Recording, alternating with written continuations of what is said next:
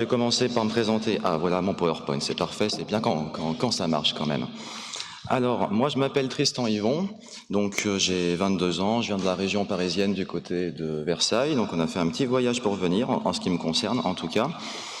Donc moi, bon, j'ai de multiples étiquettes comme vous allez le voir, mais je suis notamment président de l'association Adautistes, qui fait essentiellement de la sensibilisation à l'autisme dans tous les secteurs scolaires, entreprises, un peu partout, mais on en reparlera tout à l'heure.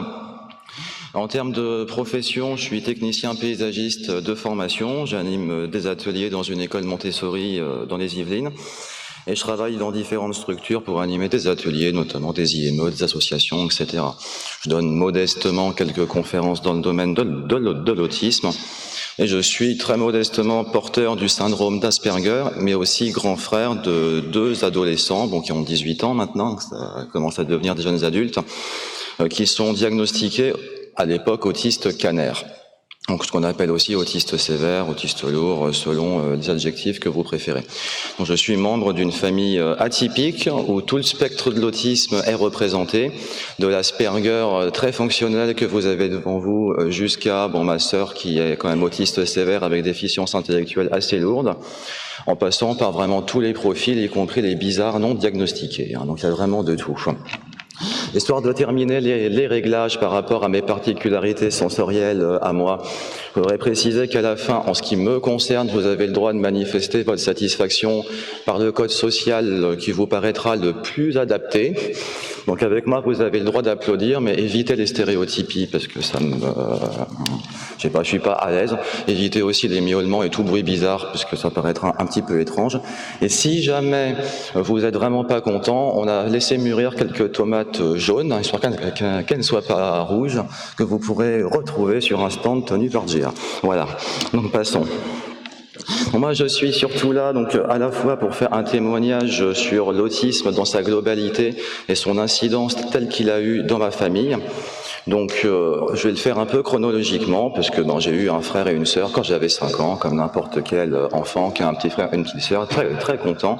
Mais comme tout le monde, on s'est vite rendu compte qu'ils sont toujours différents. Donc évidemment, il y a de l'incompréhension et de l'inquiétude. Pourquoi ils parlent pas? Pourquoi ils se développent pas? Il y a évidemment des comparaisons qui se font avec les frères et sœurs des camarades de classe, les cousins des autres enfants qu'on est invités à côtoyer. Donc on consulte les premiers spécialistes, il y a beaucoup de réponses et d'offres contradictoires. C'est là qu'on est amené à faire des choix. Ce que le module s'appelle aussi les choix des familles. Aujourd'hui en France, on est dans un espèce de supermarché des bonnes pratiques où il y a plein de gens qui vous proposent des régimes, des méthodes, des trucs, etc. À un moment donné, les gens me demandent toujours comment s'y retrouver. Tristan, comment tu fais? Je leur dis, à un moment donné, il faut se baser sur un critère très simple, c'est l'aspect scientifique. Est-ce que ça correspond aux recommandations de bonnes pratiques de la Haute Autorité de Santé ou est-ce que ça ne correspond pas? Moi, je fais toujours une différence entre la science, ce qui marche, ce qui est scientifiquement démontré, et l'expérience. Et à un moment donné, je souhaite affirmer que nous, les personnes autistes, on n'est pas des cobayes et on n'a pas à faire l'objet de méthodes qui n'ont pas été démontrées, dont l'efficacité n'a pas été démontrée scientifiquement. Voilà, et c'est ce que je dis beaucoup aux familles.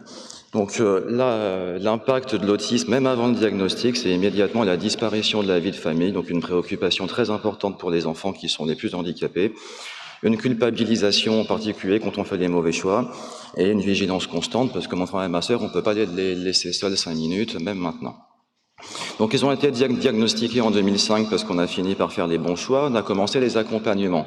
Quel impact ont les accompagnements sur une vie de famille? Ça rend le quotidien souvent très pénible.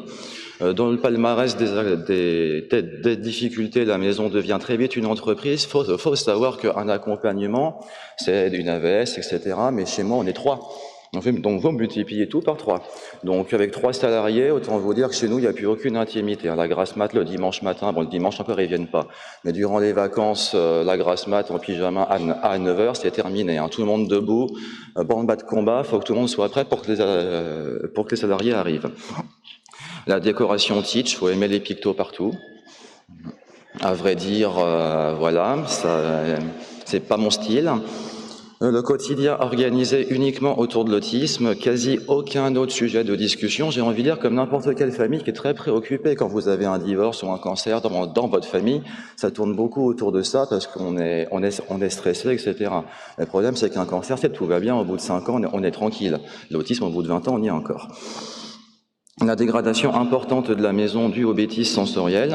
Alors que ma sœur a fait beaucoup de bêtises sensorielles, elle adorait fourrer ses doigts dans la peinture, dans les savons, dans les matières, etc. Puis tartiner les murs avec.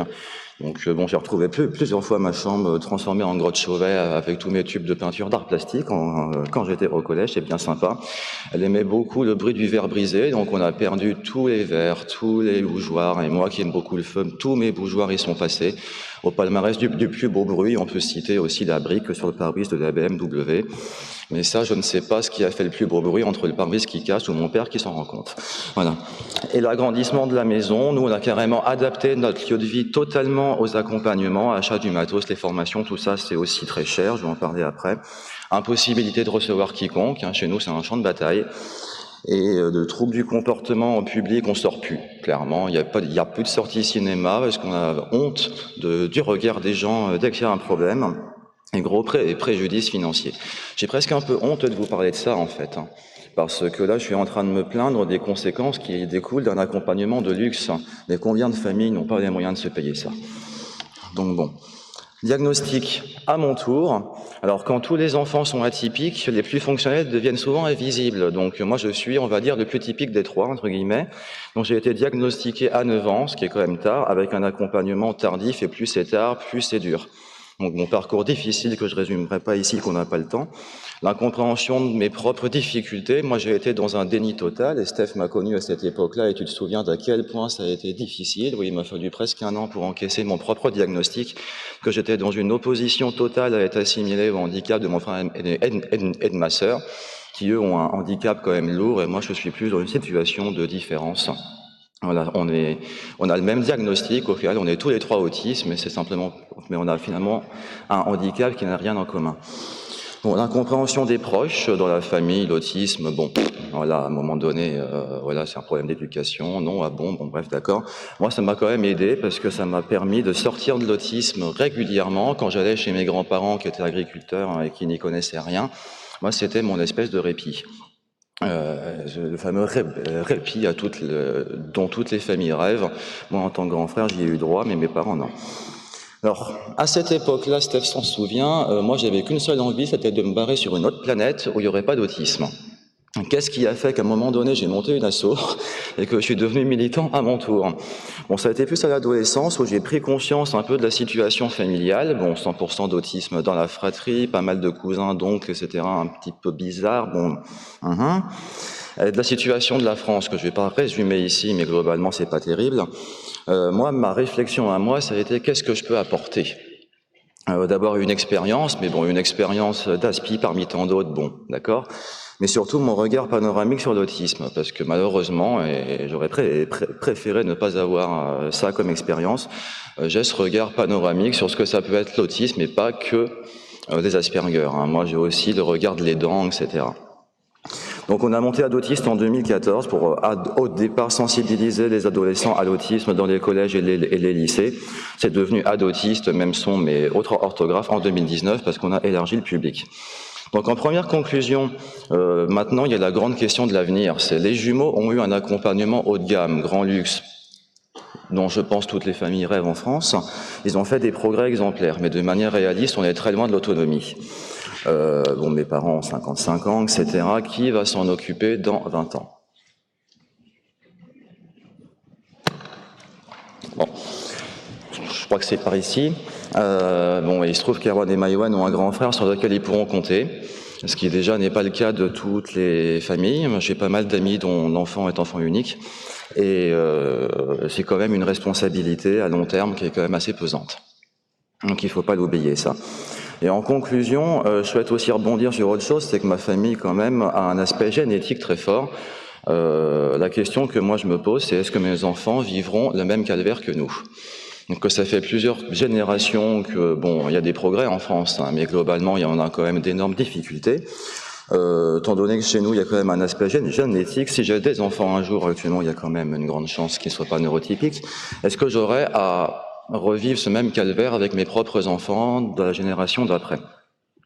Alors c'est pour ça que moi je me permets d'insister à ce congrès sur l'importance de la recherche. Ça tombe bien, c'est un congrès scientifique, à la fois pour mieux comprendre notre fonctionnement, parce qu'il y a encore plein de choses à découvrir, accompagner et faire progresser les personnes les plus lourdement handicapées, puisque c'est celles qui pour le moment restent un peu, je vais me permettre une grossièreté, mais dans la merde, et soulager les familles de toute urgence, parce qu'on n'en peut plus. Et à un moment donné, c'est vrai que, bon, je comprends certains de mes pairs qui voient dans la recherche un risque de dérive d'eugénisme ou qui sont contre les accompagnements, etc. À un moment donné, je crois qu'on n'a simplement pas vécu la même chose. Et quand on en a bavé pendant 20 ans, on n'a simplement pas envie d'imposer ça à d'autres personnes. Et évidemment, cette recherche et cette amélioration des accompagnements est évidemment complémentaire avec la sensibilisation de la société pour faciliter l'inclusion. Donc, mesdames et messieurs les chercheurs, on compte sur vous.